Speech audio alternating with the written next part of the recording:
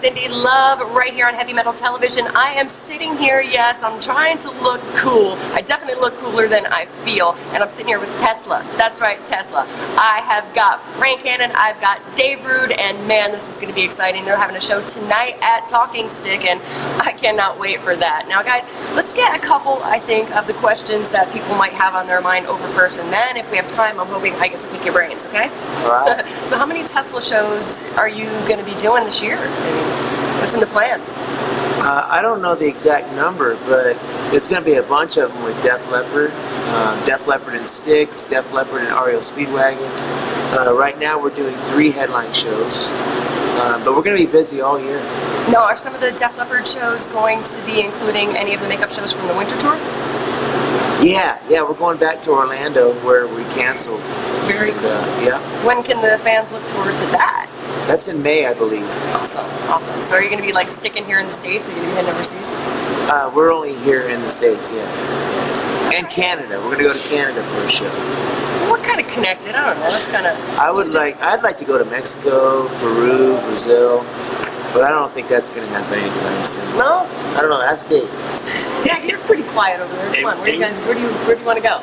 South America would be cool, man. All the bands we talked to say, the fans are really rabid down there. So Really? It'd be an experience, I'm sure. Now, do you guys have any say in that? Can you say, hey, I want to go do a tour here and just go and do it? Well, sort of, but we had to plan way in advance for that. A lot of logistics. A lot of logistics. If we were to plan to go to Europe, it'd have to be probably for next year in some of those metal festivals they have over there. Right. I mean, you guys could call me up anytime. You could come play in our town in any little bar you want to at any time. You don't have to make reservations or call us in Would that advance be or nothing. here in Arizona? Yeah. Maybe Club Red or something, right? There would be a lot of places I would open up their doors and drop a hat, I think, for you guys. All right. Come on, don't you think? Let's see, some other questions. I mean, you guys are very interesting dudes. I mean, and but you're quiet. See, you're not out there and making I guess headlines with drama and stuff like that. But there's got to be some interesting stuff to you guys. Tell me something nobody knows. There's got to be something. Something that nobody knows? Yeah. Oh, it just got really silent here. You guys hear that? No, Nothing. things have really changed for us. I mean, we're not as crazy and wild like we used to be in the 80s, and in the 90s we got so crazy that the band ended up breaking up for a few years because we just got so out there. But these days, I mean, honestly, it's the opposite. Guys are actually going vegan now and being healthy and working out. Nice. And instead of cocaine, it's Coca-Cola. Well, maybe you guys will be around longer then to play concerts and entertain us longer. We plan on sticking around. 30 years anniversary this year. I was doing the math. Our first record came out in December of 1986. So it's not quite 30 years that our record came out, but we've been, Brian and I have been playing together for almost 35 years. So that is amazing. Yeah. And now after the breakup, that's when you entered the picture, right? A couple years after. I joined in 06. Okay. So I remember when I've been in 10 years. It's hard to call you new blood at this point. Dave's not the new guy anymore. No, I mean, he's an official member of the band, and 10 years, man. I can't believe how fast it's gone. It is amazing. Now, a lot of our viewers out there are a little young, so they may be just experiencing your music, and now I'm going to give you a test. I'm going to see if you can do this, okay? Give me a Tesla history lesson, okay, for all of our Heavy Metal Television viewers out there in 1 minute if you can. Now, I'm talking from City Kid to now. Can you do that? Sure. All right, let's have it.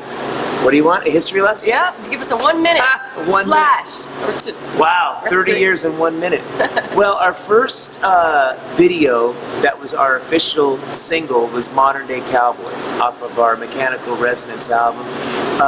Now we are getting ready to re-release Mechanical Resonance, but all live. We've recorded the whole album, every song on the album, live last year, and we're actually going to record tonight. It's kind of a secret, we're not supposed to tell anybody. But the last song that we're recording is called Cover Queen off of our first album. We haven't played that song on stage for 30 years. It's been that long. We've got a new version of it, and we're going to play it tonight. And Phil Collin from Def Leppard, the lead guitarist of Def Leppard, is producing us right now, and he wrote a song that we're going to put on the Mechanical Resonance live album as a bonus track. And the reason that that's relevant is because Tesla opened for Def Leppard 30 years ago on their In the Round tour, on the Hysteria tour, and so it's like full circle for us. You know, it's great. Yeah, the great vibes, great energy, and Headbangers Ball. I think Heavy Metal Television should have a Headbangers Ball revisited. I think Heavy Metal Television is Headbanger, you know, something sort of. I mean, we don't like God to go bless towards you, that you know? because it's a little bit of a infiltrating into other territory. If Well, you know what I mean. But you guys are really a blessing because, you know, to have metal and music on a format that you can watch it, you know, those days are gone. I mean, the good old days of MTV and all that stuff, you know, when it first came out. Right. It's It was gone. it was almost a flash in the pan because they took that away so fast. But on Heavy Metal Television, we do not saturate with ads and shows that don't contain music, and it's nothing but interviews and vintage footage of bands that we know and love, veterans of the industry, and then all through bands that are just up and coming right now, local bands. Good, that's Anybody great. who's got an awesome video, I got in touch with Dave. There's a guy named Dave from Australia. He's a DJ, and he got in touch with me and he wanted to do a music exchange. So I was like, hey, sure, I'll send you a lot of bands that we've got here in Arizona that want to be played in Australia. You send me some videos. So All right. we've got Australian bands that are going on, and so many different flavors of music that you're going to find that you can't get bored. Sure, there's going to be some music and some styles of heavy metal that you don't like on there, but we play 5 of your guys' songs, and we're just waiting for some new stuff. So you must have All right. some new videos coming out, right?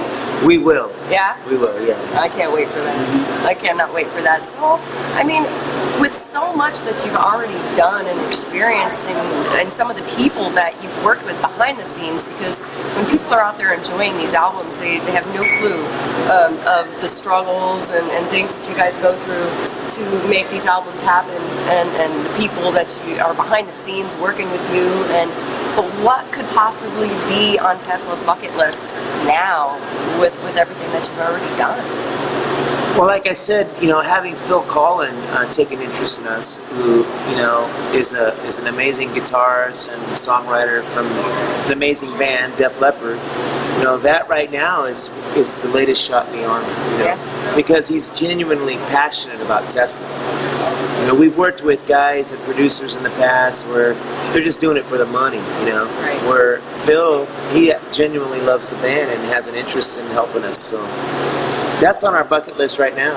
Very cool, very cool. So you're excited to now? You're gonna play some music and some songs and stuff that haven't been played in so long. Maybe you haven't played them at all in front of an audience, right? Yeah, pretty much. You This is know. gonna be awesome. This is an exciting night for everybody, I think, and I can't wait to hear some of the stuff you're putting out. And so, with the disappearance, I guess you could say, of so many of the things that were so key to a band's, I guess, popularity, like Tower Records, Warehouse Records, places you can just go and find your music at. Where can fans go and pick up an actual physical CD of Tesla? At the shows. And that's the one thing that the internet and the change in technology can't take away from a band is concerts and shows. Yeah. So, you know, come to the show. You can get your vinyl album here. We've got it tonight. You know, That's so awesome. you can order stuff online on, you know, but you're right. The whole thrill of like going to a record shop and looking at records is pretty rare now. You Yeah. know? But, you know, go to the concerts and like when you go to like a Joe Bonamassa concert, man, he's got every record he's ever done for sale, like 30 of them up there, Wow. you know? So, you know, the shows are where it's at, so we want to encourage everybody to keep going out to the shows. Definitely, definitely. You can't beat these guys live, too. I mean, they're what it's all about. These guys are I think, the birthplace of what was called Unplugged. I mean, you guys did it first. Well, we were part of in the early '90s, but Five-man acoustic jam. yeah, Led Zeppelin awesome. and the Stones and everybody were doing acoustic sets long before us. Yeah. But for our era of glam metal, we stood out because we did go organic for a little bit. That's just exciting. So, I mean, is there anything you guys want the fans to know? I mean, there's got to be something that you want to get out there that you still didn't tell me anything interesting or weird. Does anybody wear ladies' underwear? I think that's Brian. Oh, see, I knew it. That would be a sight, huh? So who's like the Big hairy Van ass Gogh? and some pink panties. I won't tell you. Is that what you want? You want that kind of dirt? Okay, no. So, all right, who's like the band M.O.M.S? Usually you've got so many different personalities and stuff, and you guys click so well, or you wouldn't be together after all of these years. Who's the one that like cracks the whip? Well, we all have different roles, I know him. Somebody's got to be the one. I know it. Basically, Brian and myself have been together the longest, and since the beginning, he and I have been kind of, he and I used to drive the car around and try to find the guys to play with, and then we ended up putting our lineup together. They ended up becoming Tesla or whatever, but, like, Brian does a lot of the organizing and cracking the whip on certain areas, and I do a lot of organizing and cracking the whip in different areas, Yeah. Like, for example, I was the one that hunted down and found Dave on MySpace and organized all of that and had him Very come cool. play with me. Brian cracks the whip on the road crew and makes sure that we're all on time and gets the buses coordinated, tours lined up. I work on getting the graphics together. Basically, Brian and myself, quote unquote, co-manage the band in different ways.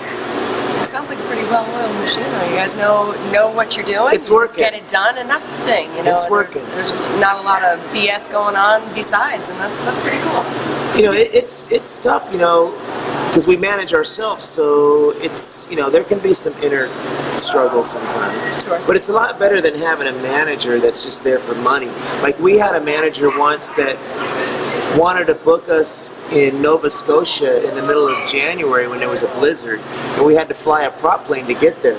We're like, what the fuck are you thinking, man? Are you trying to kill us? So we ended up firing him. This was before Dave got in the band. Oh, This yeah. is another guy. I wouldn't have done that either. And so you get people that don't really care. Right. Like I was telling you about Phil Cullen, he cares. It's a passion. Yeah. So if you get people, luckily our crew and the people we have, they seem to really have the passion and care about the band versus just being there trying to make a buck. Right. That's important. Yeah. And you can really feel it too, in the quality of your shows and just what you guys put out, Well, thank you. Absolutely. I appreciate that. I appreciate everything you guys do because, music is the one thing that no matter what in your life, when you hear songs, it resurrects memories. It takes you back and it takes you to places, and sometimes it's good and sometimes it's bad. I can remember the first time I ever heard Dream On by Aerosmith. I was probably like 10 years old. I was at I remember I was climbing up. There was a swimming pool, a community pool, and they were playing AM radio. And Dream On was a hit at that time. And it was on, and I was climbing up the ladder to jump off the high dive. Oh, nice. And I remember Steven Tyler's voice going, "Dream on! Dream on!" And I was climbing up this ladder, and I was scared to death. My heart was beating, because, I don't know if you remember what that feeling was when you had to jump off a high dive into a pool. Right. It was scary, and I remember that vividly. So yeah, music does play a big part of being a soundtrack of your life. Yeah, it's huge. What about you? You got that one memory that sticks out? Music just brings it back every time? Too many to mention. I'll bet. Now, being the creators of music, it's got to be different for you guys. I mean, because here we are, people like me who actually, when I have those moments, your guys' songs come up. And you guys are talking about other bands' songs that come up and memories for you. What about when you heard One for the first time by Metallica, Dave? Come on. That was pretty cool. put in the right position where you're liking the show. Thanks, bud. Gosh, yeah. Dave's a huge Metallica fan, man. I love Metallica. I remember the first time I heard Master of Puppets, I was scared. I was little and I thought it was like too heavy. Yeah. And I was afraid of it. And then like over the next year, I listened to it more and more, and then now it's like one of my favorite. Well, Metallica for me is almost like I use them as a tool. They're my tool to get my anger out. People think that people who listen to music like that are angry. They're not. They got all that aggression out, so they're the cool people. You know, that's what it is. Well, I appreciate you guys taking the time to talk with me, Dave. You've been absolutely awesome. Frank, you guys are just great. I cannot wait for the show tonight. Make sure everybody keeps their eyes locked right here on Heavy Metal Television. You can jump on our Facebook page and make sure you keep up to date on when we're going to be airing things like this excellent Tesla interview. Or I got a better idea. Just keep it locked to Heavy Metal Television 24 hours a day, because that's how long we roll for you for free. So there's no excuses on that. So thank you very much. Frank, Dave, you guys get ready to rock, and we're going to see them up on stage.